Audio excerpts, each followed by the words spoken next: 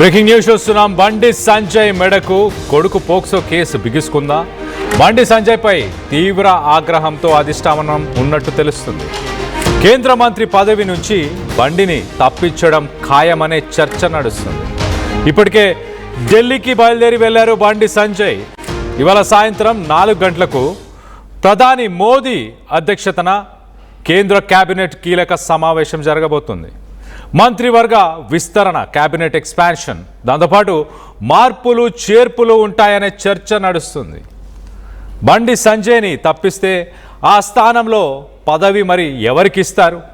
ప్రధానంగా ఇప్పుడు వినిపిస్తున్న పేర్లు ఈటెల రాజేందర్, ధర్మపురి అరవింద్, ఈ పేర్లు ప్రధానంగా వినిపిస్తున్నాయి. బీసీ కోటలో ఈటెల లేదా ధర్మపురికి ఇవ్వచ్చనే చర్చ నడుస్తుంది. డీకే అరుణ రేసులో ఉన్నప్పటికీ ఓసీ కోటాలో ఆల్రెడీ కిషన్ రెడ్డి ఉన్నారు కాబట్టి నో ఛాన్స్. రాజీనామా చేసేదే లేదంటూ బండి సంజయ్ వ్యాఖ్యానిస్తున్నారు. పార్టీకి ఎప్పుడు లాయల్గానే ఉంటాను, కొత్త పార్టీ పెట్టే ఆలోచన అసలు లేనే లేదు. బీజేపీ కార్యకర్తలకు ఆఖరి కోరిక కూడా అదే ఉంటుంది, నా కోరిక కూడా అదే అంటూ ఆయన మాట్లాడుకొచ్చారు. రాజీనామా చేయకపోతే మరి తొలగిస్తామంటూ కూడా అధిష్టానం నుంచి సంకేతాలు వస్తున్నాయి. సో కొంత ఉత్కంఠం అయితే నెలకొని ఉంది. ఇవాళ సాయంత్రం జరగబోయే క్యాబినెట్ భేటీ, క్యాబినెట్ ఎక్స్పాన్షన్, దాంతోపాటు మార్పులు చేర్పులు ఎలా ఉండబోతున్నాయి? మరి ముఖ్యంగా దీనికి సంబంధించి బండి సంజయ్ ఆయన మాట్లాడుతూ చాలా క్లియర్గా నేను కొత్త పార్టీ పెట్టే అవకాశం లేదు, అలాగే పార్టీని వీడిపోయే అవకాశం లేదు, పదవిని కూడా వీడిపోయే అవకాశం లేదు అంటూ కూడా ఆయన కూడా చాలా క్లియర్గా చెప్పే ప్రయత్నం చేస్తున్నారు. మొత్తం మీద దీనికి సంబంధించి మరింత అప్డేట్ తీసుకునే ప్రయత్నం చేద్దాం.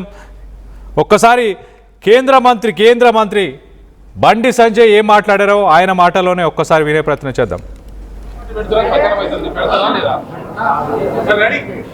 అవన్నీ ఫాల్తు రాజకీయాలు. కొత్త పార్టీ నేనేందో మీకు తెలుసు, భారతీయ జనతా పార్టీ కార్యకర్తలకు తెలుసు, తెలంగాణ రాష్ట్ర ప్రజలకు తెలుసు, తెలుగు రాష్ట్రాల ప్రజలకు తెలుసు.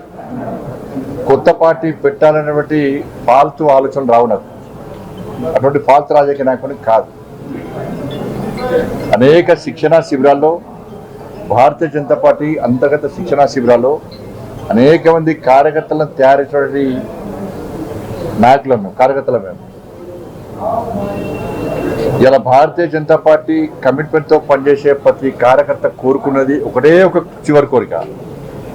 ఉరిశిక్ష వేసే ముందు కోరికలు అడుగుతారట, చివరి కోరిక ఏం అడుగుతారట, వాళ్ళు ఏం చెప్తారు తెలియదు. కానీ కమిట్మెంట్తో పనిచేసే భారతీయ జనతా పార్టీ కార్యకర్తను పిలిచి మీరు అడిగితే, కమిట్మెంట్తో పనిచేసే భారతీయ జనతా పార్టీ కార్యకర్తను మీరు పిలిచి అడిగితే చెప్పే తక్కువ అయిపోయింది ఒకటే, నేను చచ్చిపోయినాక నా మీద భారతీయ జనతా పార్టీ కండగొప్పాలని, జెండా కప్పాలని అంటారు. దీనికి కమిట్మెంట్ అంటారు. అటువంటి కమిట్మెంట్ గల కార్యకర్తలు మీరు తెలియదు. ఇప్పుడు నన్ను అడిగి చూడాలి, ఎవరు రాస్తూ ఉంటారు,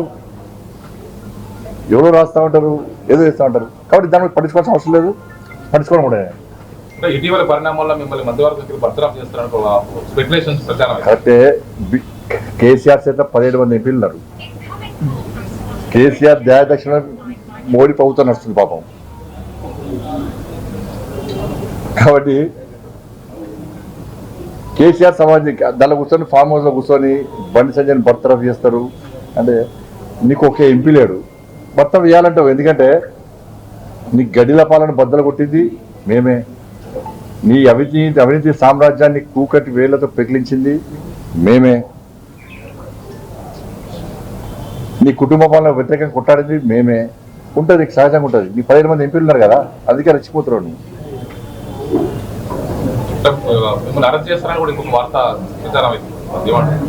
అన్న ఈ కోర్టులో కేసు నడుస్తున్నది, కోర్టు పరిధిలో ఉన్నది. ఒక్కరు గుర్తుంచుకోండి, కన్న కొడుకును ఓ తండ్రి పోలీసులకు స్వయంగా అప్పగించినటువంటి సందర్భం ఏదైనా ఉందా? వాళ్ళ కన్న కొడుకును నేను తీసుకుపోయి విచారణకు సహకరించాలని చెప్పి నాకు సమాచారం వచ్చిన వెంటనే నా కొడుకును అప్పచెప్పిన.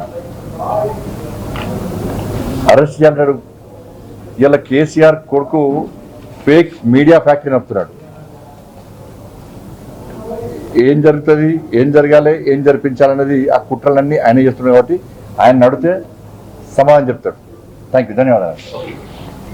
అన్న మీరు కొత్త పార్టీ పెడుతున్నారని ప్రచారం అవుతుంది, పెడతారా? రైట్, బండి సంజయ్ ఇక్కడ చాలా క్లియర్గా మాట్లాడుతూ ఉరి శిక్ష ముందు చివరి కోరిక ఎలా ఉంటుందో అలాగే పార్టీలో ఉన్న ప్రతి కార్యకర్త చనిపోయే ముందైనా చనిపోయిన తర్వాత అయినా తనపైన పార్టీ కండువానే ఉండాలనుకుంటున్నారు. నేను కూడా అలానే అనుకుంటాను అంటూ, అంటే పార్టీలోనే ఉంటాను, పదవి ఉన్నా పదవి లేకపోయినా ఎప్పటికీ పార్టీలోనే ఉంటాను, ఇంకొక పార్టీ పెట్టడం అనేది అసలు జరగదు అంటూ బండి సంజయ్ చెప్పుకొచ్చే ప్రయత్నం చేశాడు. సో మొత్తం మీద బండి సంజయ్ చివరి వరకు పార్టీలోనే ఉంటానంటున్నాడు, రాజీనామా చేయనంటూ కూడా మరోపక్క చెప్తున్నాడు. సో తన కొడుకు ఇష్యూని కూడా మాట్లాడుతూ కోర్టు దగ్గర ఉంది ఆ ఇష్యూ ప్రస్తుతానికి, దాని గురించి మాట్లాడడానికి లేదు. కానీ ఒక తండ్రిగా కొడుకుని ఎవరు సరెండర్ అయ్యేలాగా చేయరు, నేను మాత్రం సరెండర్ అయ్యేలాగా నా కొడుకుని నేను చేశాను, నేను పంపించాను పోలీసుల దగ్గరికి అంటూ ఆయన వ్యాఖ్యానించడం జరిగింది. మొత్తం మీద మరి ఢిల్లీ పెద్దలు ఎలా చూడబోతున్నారు బండి సంజయ్ ఇష్యూని, అలాగే బండి భగీరథ్ ఇష్యూని? పార్టీకి డ్యామేజ్ అవుతుందని భావిస్తున్నారా? డ్యామేజ్ ఆల్రెడీ అయిపోయింది, దాన్ని ఎలా మళ్ళీ రీబ్రాండింగ్ చేయాలి అన్న ఉద్దేశంలో ఉన్నారా? మొత్తానికి ఈరోజు సాయంత్రం జరిగే క్యాబినెట్ ఎక్స్పాన్షన్లో మరి బండి సీటు అలానే ఉండబోతుందా, లేక ఇతర బీసీ నాయకులకు వెళ్ళే ఛాన్స్ ఏమైనా ఉందా? వీటన్నిటిపైన అప్డేట్ తీసుకునే ప్రయత్నం చేద్దాం. ఇటు మా ప్రతినిధి శ్రీధర్ అందుబాటులో ఉన్నారు, శ్రీధర్తో మాట్లాడి తెలుసుకునే ప్రయత్నం చేద్దాం. శ్రీధర్, చెప్పండి, ఎలా చూడాలి సాయంత్రం క్యాబినెట్ ఎక్స్పాన్షన్, అలాగే మార్పులు చేర్పులు? మరో పక్కన మోదీ, గతంలో ప్రధానమంత్రి మోదీ మాట్లాడిన మాటలు, ఒకసారి ఆర్థిక వ్యవస్థ గురించి ఆయన మాట్లాడిన మాటలు, ఇవన్నీ చూస్తే ఈ అంశాలన్నిటి గురించి కూడా చర్చించే అవకాశం ఉంటుందా? ఈ రోజు కేబినెట్ ఎక్స్టెన్షన్ కన్నా కౌన్సిల్ ఆఫ్ మినిస్టర్స్ మీటింగ్ అయితే జరుగుతుంది. మరి కేబినెట్ ఎక్స్టెన్షన్ మీద ఈ రోజు అవుతుందా రేపు అవుతుందా అన్న దానిపై కొంత సందిగ్ధత ఉన్నప్పటికీ తెలంగాణ